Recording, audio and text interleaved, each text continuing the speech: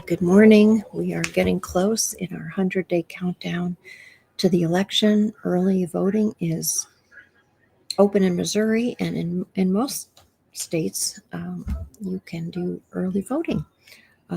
In Missouri, it's no reason. You don't have to give a reason. You can just go in and vote early, and apparently that's a smart thing to do. If you need help with the long list of judges, especially, and many of the ballot measures, there are many places you can get help. But the League of Women Voters has a good, um, and also apparently the Bar Association has. You can read about what the judges, what their ideas are and who they are. What I did was I looked to see um, who appointed them, who appointed those judges. I think you could pretty much tell who the ones you might agree with are, the ones not. And we have to remember how important those judges are, as well as all the other elections. So the way that we've been doing this is we've been studying two texts. Jimmy's Vigil book, which is, the book that he wrote 100 days after October 7th. And, today is Shemini Atzeret. It's a Jewish holiday today, the 8th day of Atzeret, of Sukkot, the end of Sukkot. And tomorrow is Simchat Torah. And October 7th is one anniversary of the horrific events of October 7th. But also is Simchat Torah. It happened on Shabbat, it happened on Simchat Torah. And the horrors of that day continue, the horrors of what it led to, and also the hostages that remain in captivity. I'm going to read a piece from my book that I included in the book because it's a piece about Simchat Torah. I included right in the beginning when I was writing pieces that kind of followed the schedule. This book got published, I think was the first book I saw that was published after October 7th. That was devoted to that. And so I published in the book, there's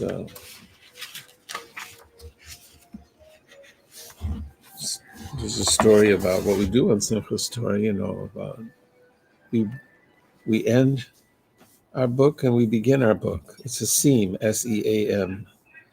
Also a seam, S-E-E-M, in time. Mm-hmm. We finish the Torah, we read the last section of the Torah, then right away we read the first section of the Torah. So this piece came from that. And then right after that, the next piece in the book is a piece about Simchat Torah, rejoicing with the Torah. I'm going to read both those pieces. Great. Maybe I'll separate them out. You want to put something in the middle? Sure. This is called the Chambers. The Chambers, C-H-A-M-B-E-R-S. This, the beginning and the end, as if linear does not apply, a circle, a spiral, a cycle. We ascend with the ending. Beginning Genesis, the end implies the beginning, a seam with the end. Ouroboros, self-devouring serpent, first living being, self-reflexive, this from Plato. Turn it, for everything is contained within, from Ben Bag, who may or may not have been Yochanan ben Bag, who knew the chambers of the Torah. Who knew the chambers of the Torah? Right. There is a life force, a point existing within every living being, a sign of divine origin. When attached to this point, the life force enlivens every living being, partners in creation. Beautiful. Well, it's also Yisker, this Shmini Atzeret is also the day that we say the memorial prayers. There are 4 different Yizkor services during the year. Yom Kippur has its Yizkor. The end of Sukkot has its Yizkor. Shavuot, Passover, the end of Passover has a Yizkor service, and Shavuot. The reason for the Yizkor services was that during the Crusades, so many people died when we didn't know when they died. We didn't know when they were buried. We kind of needed times to remember all of those whose lives were taken, and of course, since the Holocaust, we include those, and now on October 7th, we include those, of course, and those who've died since caught in the crossfire of this latest war. So maybe we'll end with a memorial prayer, but I want to say something about what, all right? We'll do that today with the Amalai, but I didn't listen to the Yizkor prayer. But we also have been studying the Silat Yesharim, this wonderful book by Moshe Chaim Luzzatto, and we're in this area where he's talking about being a saintly person, a good person, the best person you can be in the path that's taken us to get here. And he talks about prayer.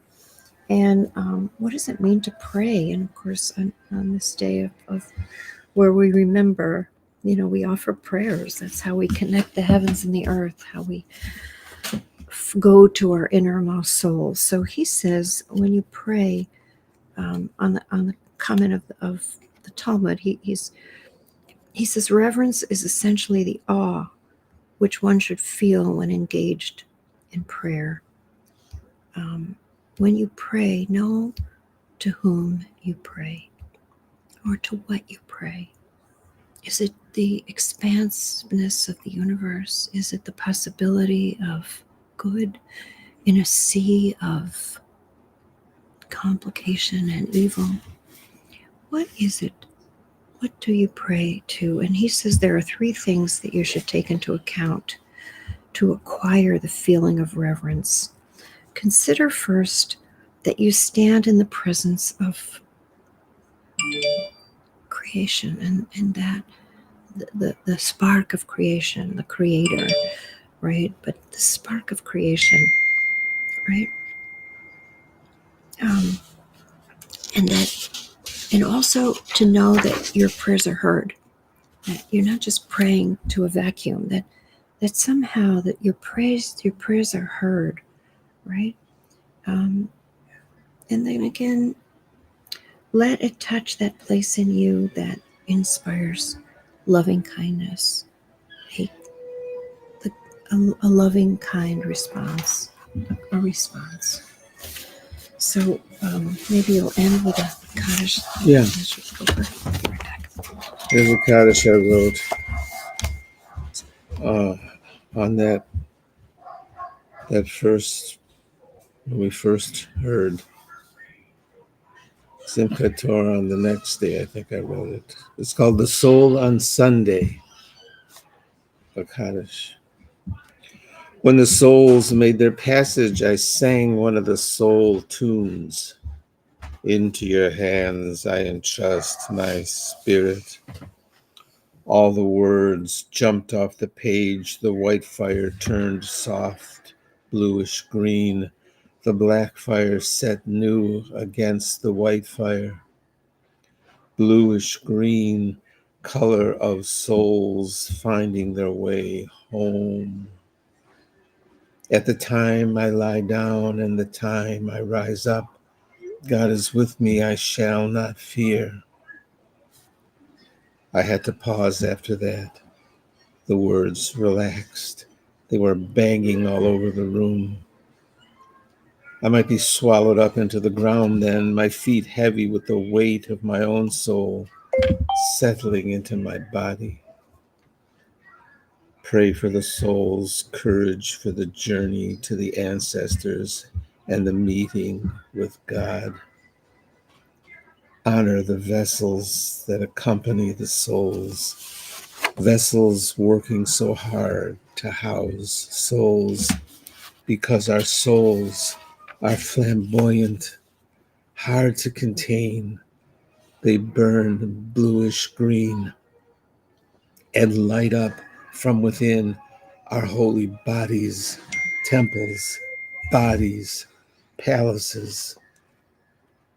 Blessed be the soul as it leaves the temple of body, as it makes its way home to the ancestors who inhabit a faraway place, far away from Jerusalem, where they once dwelled. Nice. Nice. Okay. You want to just offer the Almalay or Um, whisper prayer? Or just, okay. what do you think? Elmalei rachamim, shochin b'meromim, ametzim nucha nechona, tachat kanfei hashchina. Im kiddushim u'tehorim, kezohar harakim hasirim. את נשמתם שהלכו לעולמם בעל רחמים. יסתירם בסתר כנפיך לעולמי, מצרור החיים. את נשמתם רונאו נחלתם, וינוחו בשלום משכבם, ונאמר Amen. O God, full of compassion, you dwell in the farthest, highest place. Grant perfect rest to our beloveds, passed from this world, Master of giving. Bring them into your presence. God is like a river that flows through them now. God is their inheritance. May their souls always be bound up with the souls of the living. May their souls always be bound up with the souls of the living. The rest, a rest of peace. And let us say, Amen. Amen. Amen. Amen. May all the souls that have gone from this world to the next find peace in knowing that we remember them and honor their memories and work every day to make those memories a blessing. Ciao, babies. See Have you a good day. I'll see you tomorrow. tomorrow, yeah.